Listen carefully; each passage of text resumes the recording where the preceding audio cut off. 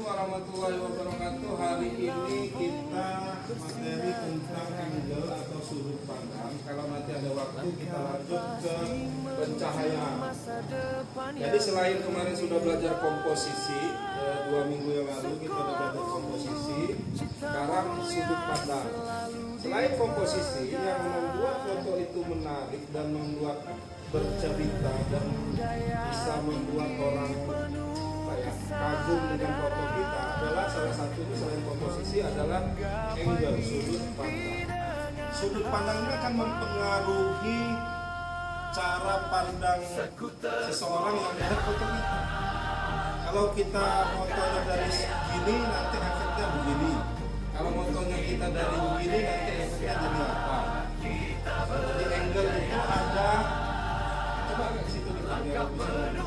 Ada tiga.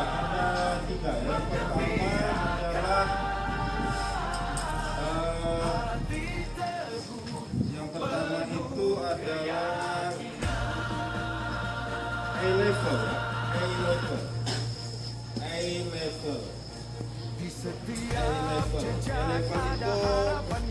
normal angle ya, normal sudut pandang normal. Sudut pandang